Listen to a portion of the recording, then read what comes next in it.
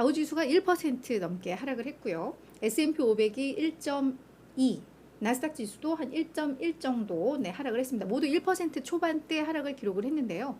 일단 은행 섹터가 좋지 않았습니다.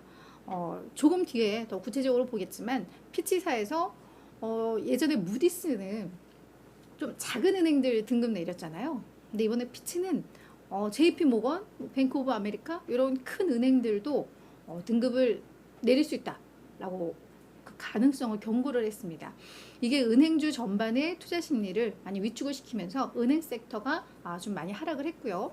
사실 어제 반도체주들이 꽤 많이 올랐었는데 오늘은 또 반도체주들이 어제 오른 것만큼 또 하락을 하면서 뭐 업종 전체적으로도 좀 좋지를 않았습니다. 그래서 시장 전반적으로 투자 심리가 좋지는 않았다. 뭐 이렇게 말씀을 드리고 나서 주요 이슈들 지금부터 점검을 해보도록 하죠. 먼저 이제 간밤에 가장 중요했던 이슈는 소비 지표였습니다. 그리고 홈디포의 실적 발표가 있었습니다.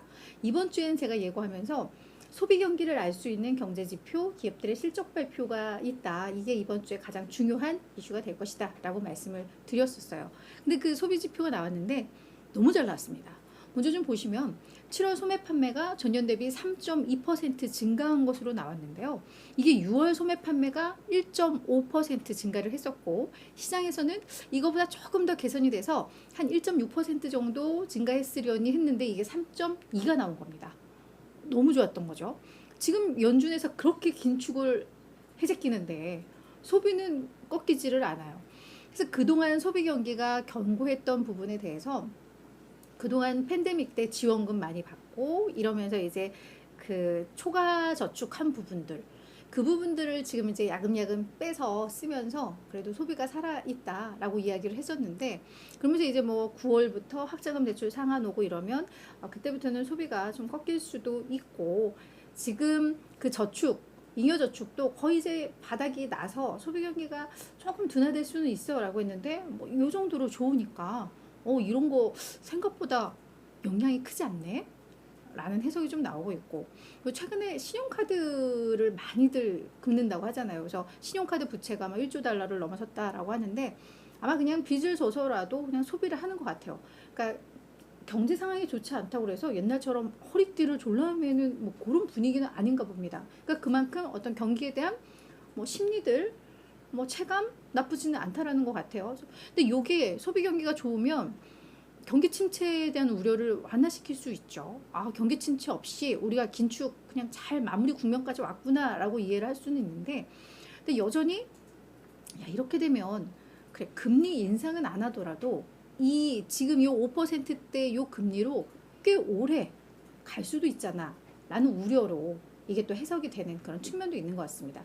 그래서 소비 경기가 많이 잘 나오니까 오히려 이게 연착륙 기대감으로 호재로 받아들여지기보다는 이게 긴축에 대한 뭐 종결 이게 우리의 기대가 너무 앞서 나갔나? 라는 해석으로 좀 이어지고 있는 측면이 있습니다. 전월 대비로도 0.7% 증가를 했는데요. 이게 6월에는 0.3이었고 시장 예상 0.4였으니까 이것도 너무 좋았고 일회성 소비, 그러니까 뭐 자동차 구매나 이런 것들은 일회성이잖아요. 뭐 매월 사지는 않으니까.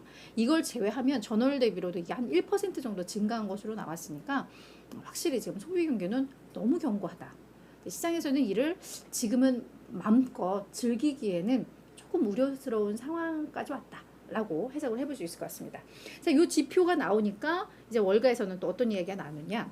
LPL 파이낸셜의 퀸시 크로스비 수석 글로벌 전략가가 생산자 물가지수 나왔을 때도 아마 발언을 했던 것 같은데 연준이 높은 금리를 더 오랫동안 유지할 수 있음을 의미하는 그런 경제지표, 소비지표가 나왔다라고 해석을 좀 했습니다. 그러니까 이러한 멘트들이 시장에는 계속 부담으로 좀 작용을 하고 있는 거겠죠.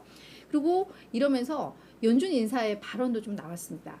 닐 카시카리 미니애폴리스 연은 총재 이분은 지금 투표권이 있는 연준 인사인데요.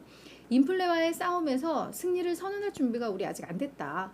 개인적으로는 추가 긴축을 예상한다. 한 번 더 올려 뭐 한 번도 아니죠. 그 이상이 될 수도 있고 그래서 추가 긴축을 개인적으로는 예상을 한다라고 언급을 했습니다. 그러면서 금리 인하 기대감. 지금 우리 시장에서는 내년 1분기 빠르면 한 3월부터 금리 인하할 거야라는 기대감이 있는데요. 뭐 그런 것들을 겨냥을 한 거겠죠. 금리 인하는 너무 먼 얘기다. 그러니까 시장이 너무 앞서 나가고 있다라는 멘트가 좀 나온 겁니다. 그러면서 전반적으로 좀 투자 심리에 부정적인 영향을 미쳤다. 이렇게 해석을 해볼 수가 있을 것 같고요. 자, 그 밖에 이슈들.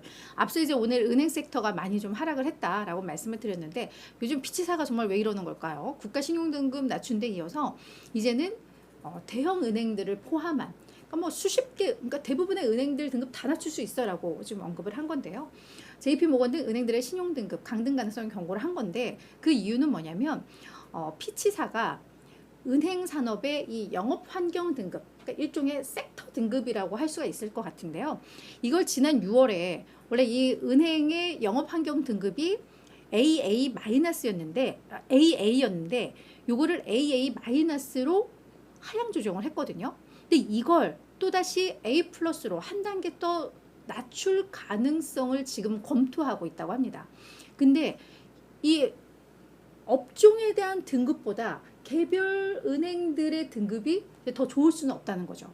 그래서 지금 뭐 JP모건이라던가 뱅크 오브 아메리카 얘들이 은행 중에서 등급이 제일 높은데 얘네 등급이 지금 AA-거든요. 그러니까 영업 환경 등급과 JP모건, 뱅크 오브 아메리카의 등급이 같은데 영업 환경 등급이 낮춰지면 이런 재무 기준 같은 게 변경이 되면서 은행들도 낮춰질 수 있다라는 거죠. 섹터에 대한 등급보다 개별 은행에 대한 등급이 더 높을 수 없다. 약간 이런 논리였거든요. 그러면 이제 모든 은행들의 등급을 그에 맞춰서 다 낮출 수 있다라는 이야기입니다. 다만 영업 환경 등급을 우리는 언제 낮출 거야. 이거를 뭐 구체화하지는 않았습니다만 이걸 이제 검토하고 있고 그렇게 된다면 은행 등급도 낮아질 수 있어. 자, 그렇게 된다면 지금 투기와 투자 등급의 그 어디에서 줄다리기 타고 있는 은행들이 있을 거 아니에요. 그러면 한 단계씩 다 낮춰진다 생각하면 이제 투기 등급으로 떨어지는 은행들도 나온다라는 건데, 그러니까 트리플 B- 이런 기업들.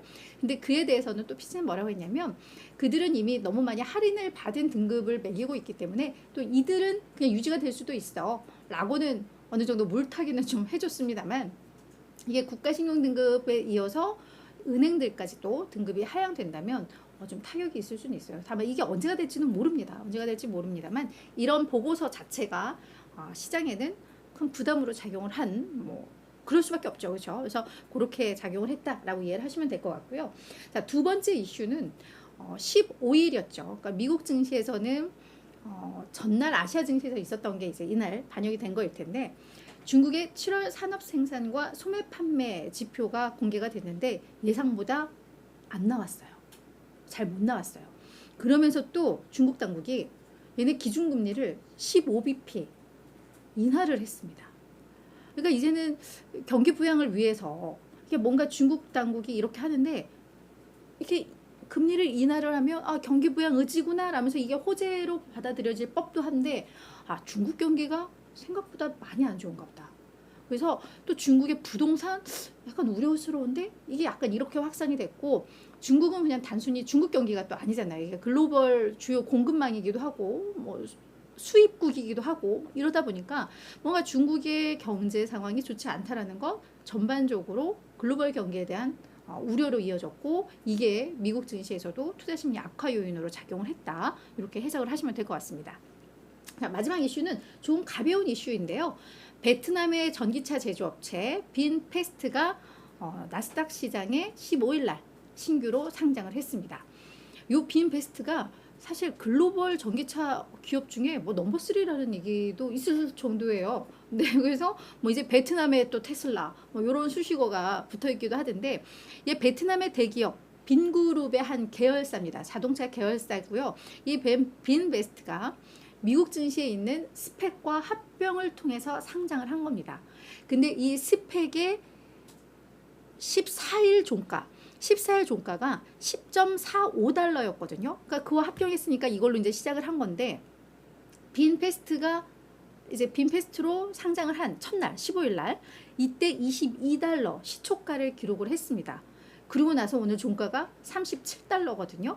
그러니까 스펙의 종가와 비교를 하면 거의 250% 상승을 했고 그냥 빈페스트 요 시초가와 비교를 해도 거의 한 69% 급등을 했습니다.